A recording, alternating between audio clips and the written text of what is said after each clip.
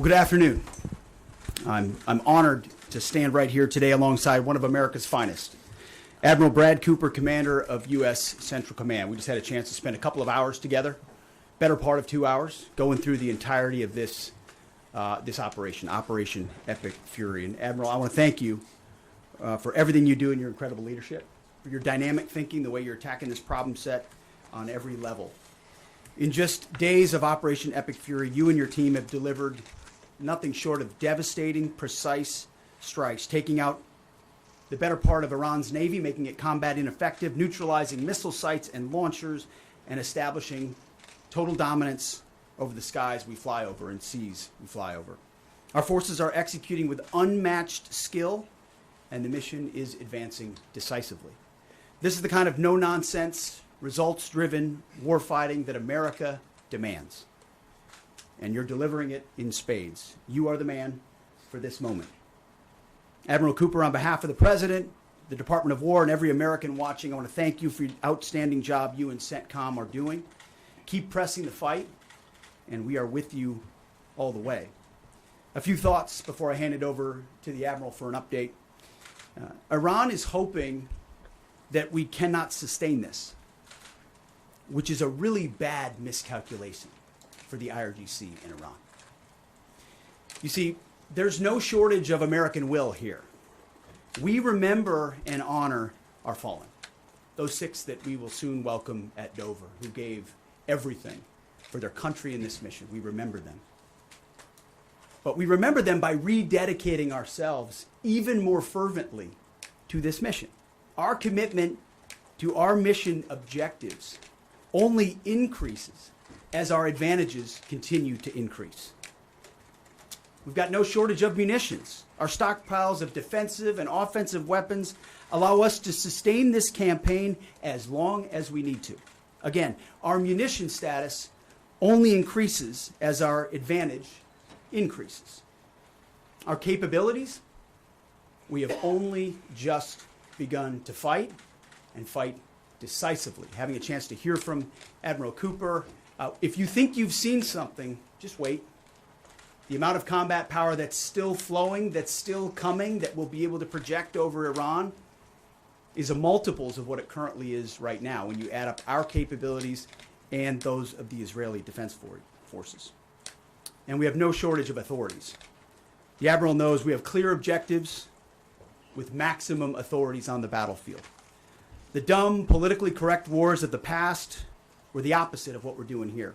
They had vague objectives with restrictive, minimalist rules of engagement. No more. Our authorities, his authorities, CENTCOM's authorities through the President and myself are maxed out. Our capabilities are overwhelming and gathering still, as are those of our Israeli partners. Our munitions are full up, and our will is ironclad, which means our timeline is ours and ours alone to control. As long as it takes to ensure the United States of America achieves these objectives. And as we flow more forces, and as we flow more capabilities, and as our munitions, as we're flying over the top, have even more devastating effects, we set the tempo, we set the timeline, led by the commander on the ground. Our ear is to the ground to listen to Admiral Cooper, what he needs, and what he needs he will get. We are built for this fight, and we are in it to win it.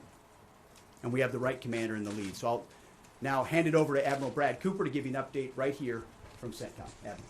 Mr. Secretary, first, thank you very much and good afternoon, and welcome to U.S. Central Command Headquarters, America's Warfighting Headquarters.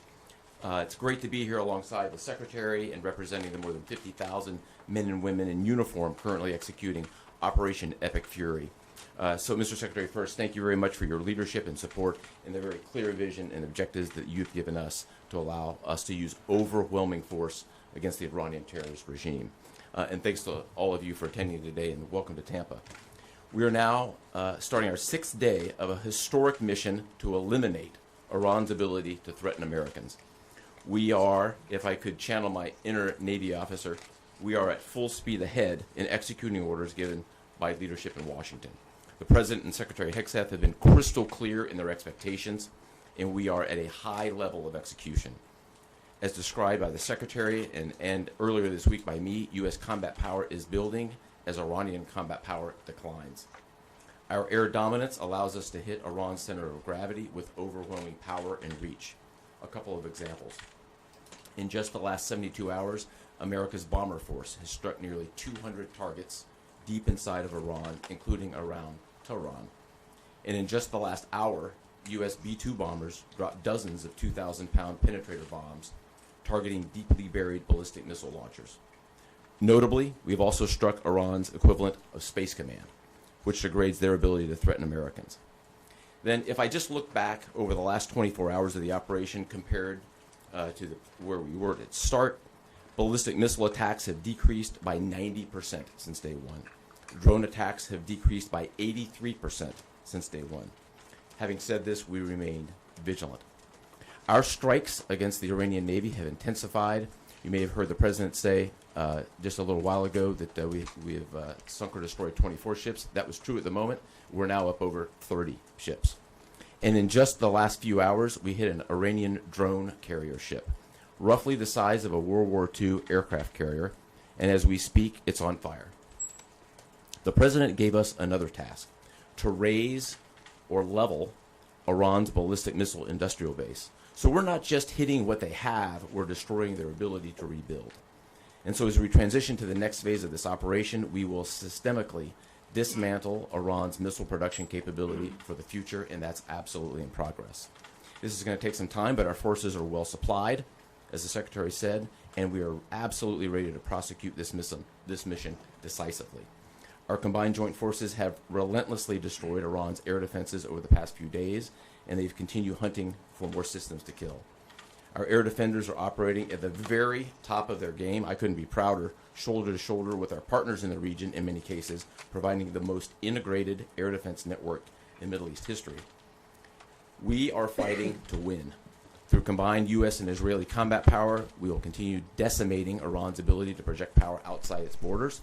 And if I can just conclude by saying a strong salute to the brave men and women who are out on the pointy edge of this, really doing exceptional work. I just couldn't be prouder, and I know the American people share in that same pride. So thank you very much. Absolutely. And with that, we'll take a few questions. Yeah, right here. Sir, appreciate it. Admiral, I wanted to ask, or Mr. Secretary, the Ukrainian president said today that the U.S. has asked for specific capabilities to deal with Shad drones, Iranian drones. And you guys talked about what you asked for, and has there been any surprises from Iranian capabilities that you guys have seen in the past 6 days? Go ahead. We're very familiar with Iranian's capabilities, and as you might imagine, we planned for it right from the outset, and I feel good about what the plan was. Like any good organization, we adjust as necessary to meet the environment, and we've made those appropriate adjustments. Absolutely. Right here. Thanks, Secretary Hegseth. I had two for both of you. One, was an American pilot shot down today in Iraq? And two, I've heard reports that there's enriched uranium stored in Isfahan. I've also heard reports that there's not a lot of bombing there. Is that on purpose? Do we believe there's enriched uranium there? And would we ever send special forces to secure it?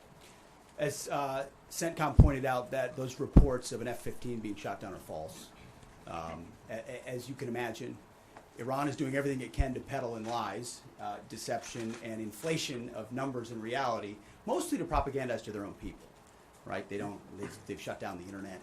They're hoping they can convince their own population that they're having success. One thing one of their leaders said recently is that 500 Americans have been killed, they claim.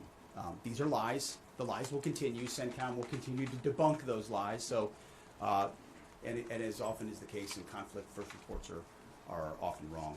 As it pertains to nuclear material and things like that, one of the objectives the President has always said is that Iran will not have a nuclear bomb, nuclear capabilities, but we would never disclose what we will or will not do inside operational plans. So Admiral Cooper's got a plan. We're working that plan, and targets will be struck or not struck according to what we want to achieve. Yeah, right there. Secretary Hegseth, the President said earlier today in an interview that he would like to have a say in who's the next leader of Iran. Is this an expansion of your military objectives? Do you view it that way? And additionally, you spoke earlier today about how previous leaders have drawn resources from our hemisphere to the Middle East. Mm-hmm. How do you avoid that? Well, there's no expansion. ultimately, I think the president's having a heck of a say in who runs Iran, given the ongoing operation we have. So there's no expansion in our objectives. We know exactly what we're trying to achieve. I think today's a great example of what this War Department is capable of doing. I was just in another part of Florida today where we announced, America's counter cartel conference. 18 countries coming together from Central, South America, and the Caribbean, coming together to fight cartels.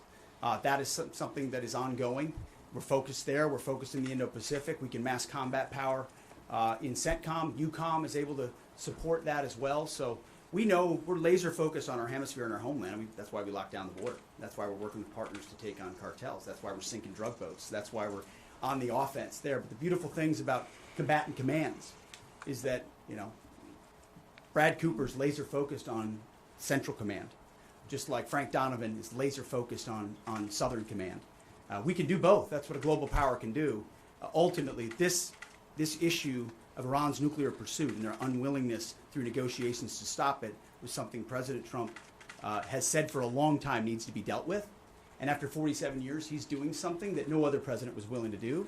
And we're doing it overwhelmingly, and we're doing it decisively, while also in other parts of the globe having the desired effects. I mean, take, for example, what we displayed yesterday, the Iranian ship in the Indian Ocean, sunk by Indo-PACOM, another combatant command, who coordinated with us in order to make that happen. So America's reach is global.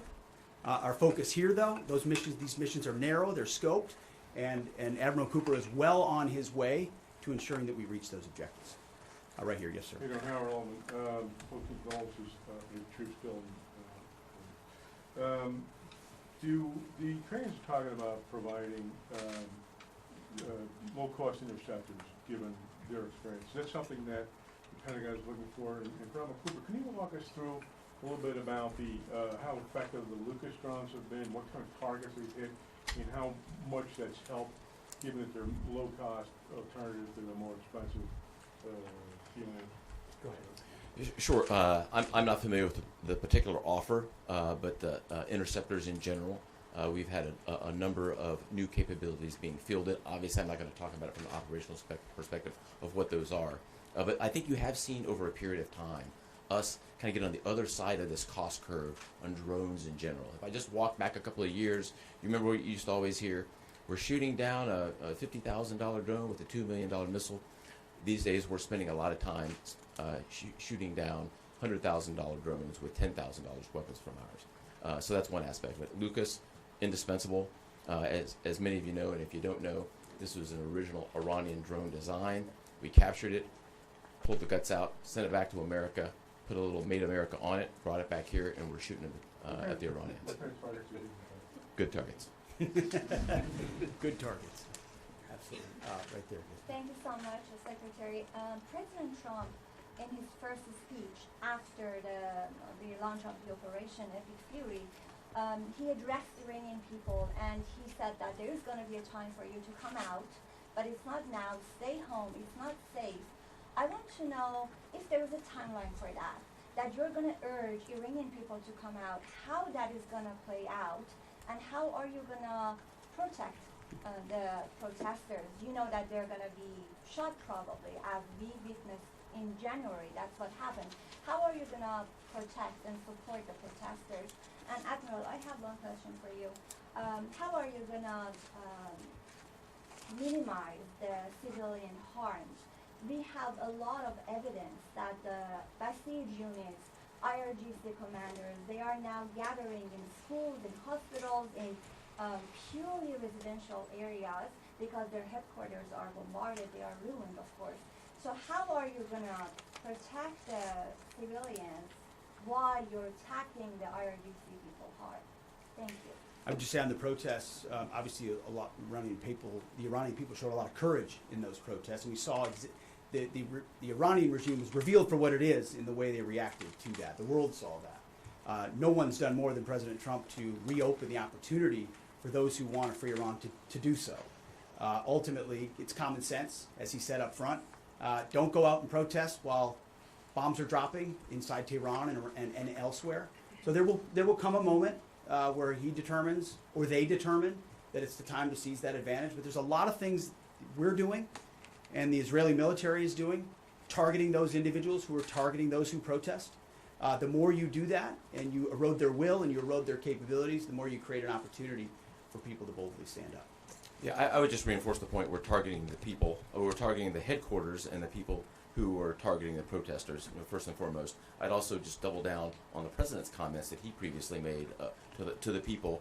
Stay in your homes, keep things calm, stay out of the way. There's a lot of U.S. and Israeli capacity coming over. We're hitting a lot of targets. The best thing for them to do for right now is just to lay low. Right here.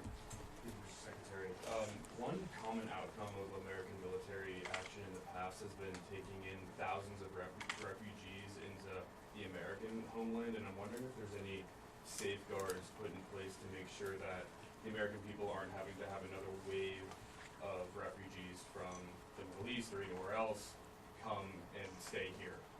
I think it's safe to say there's no plan for a wave of new Middle Eastern refugees to the United States of America. I think, as the president has pointed out for a long time, there are a lot of countries in the region who would be capable of providing that kind of support if need be, but that's certainly not something we're planning on. Yeah, back there. Yeah. Yes, sir. Michael in Washington Times. I wanted to ask, I know, Semper Gumby is always a truism in the military. Did the British decision to refuse Diego Garcia have any impact on the mission itself? Did you have to adjust, or were you able to just completely, go with the mission without even worrying about that? Well, as the president stated, it was unfortunate that that the Brits didn't, from day one, say, "Hey, go ahead and have access." But we got there. We got there, and that's now part of the way that we're operationalizing bomber runs. And as part of when we say more to come, it's more fighter squadrons, it's more capabilities, it's more defensive capabilities, and it's more bomber pulses more frequently. The amount of firepower over Iran and over Tehran is about to surge dramatically. And part of it is that we're going to have even more basing. And it's not just the UK. We've had other friends step up, and we're grateful for that. Maybe one more right here. Yeah, the Azeri president earlier today basically authorized his Minister of Defense to begin preparing troops for some type of retaliatory action after the airport strike. Has the Department of War and CENTCOM been working on deconflicting with the Azeri if they were to move in or attempt something in retaliation? I'm sure there are plans, and I'll let the Admiral speak to that. But that does allow me to kind of address this idea that the war might be expanding, or there's chaos, and nothing could be further from the truth. If anything, what Iran is doing by targeting allied countries that would otherwise want to stay out of this, they've actually pulled them into the American orbit. So now you've got UAE and Qatar and Bahrain and Saudi and Kuwait and others saying, "Hey, we're with you. We'll shoot with you. We'll fly with you. We'll defend with you. We'll allow you more basing and other a lot of which we can't talk about and won't talk about. But it's actually firming up the unity of the resistance in order to focus exactly where we need to. So this idea that it's expanding or going, no, it's actually simplifying in a number of ways exactly what we need to achieve and how we'll achieve it. I don't know if you anything to add to that. I won't get ahead of policy in terms of what we might do. What I will point out is this is now the 12th country that Iran has attacked. 12 countries, and it goes right back to the Secretary's point. Those 12 countries are none too happy, and I look forward to working with all the partners who are willing to join us in this. And I would just close by saying, Mr. Secretary, one more question. What is your message to Americans who are concerned about security here at home with the change-up that we're going to see at the Department of Homeland Security? well, I think Kristi Noem did an excellent job over there securing our border and keeping us focused on threats, and the President making a change. We all serve at the pleasure of the President. I'm sure Mark Wayne Mullen will do a fantastic job. He's been a friend of mine for a long time. But Kristi did a great job setting us up for success. So I don't have any concerns about whether or not the Homeland will be covered down on. And I'll just end by saying I wish every American could get a chance to see what we see. I had a chance to go into the control room, into the Tactical Operations Center, go see these young men and women that are doing this, the dedication that they show at every level, the way they've refined their craft. Now, I'm talking to a young colonel who's iterating on how we target and how we find and fix different aspects of what the Iranians are trying to do. If they don't know what they're up against. And if they think they've got it solved for, they're wrong. and ultimately the combination of our ingenuity, the skill, the professionalism, the discipline, and then the sheer weight of the capabilities of the U.S. military, what you're going to see may look routine. It may start to be like, oh, another boat. Oh, another launcher. Oh, another drone facility. What it takes to do this with the precision that we do is world-class. No one else can do it. And it's world-class Americans. Like the ones I saw here, like the ones that are coming home that we're going to greet home, that are the engine of what makes our country great. And so I'm so grateful for folks like those here at CENTCOM, at Central Command, who are under your command. Thank you for your decisive leadership. And all I'll say to you is what I say to them, keep going. Because the President and myself, we have your back. Thank you, Admiral. Appreciate it. Thanks very much. Couple more. Mr. Secretary, how is this operation going to ensure Iran never gets a nuclear weapon?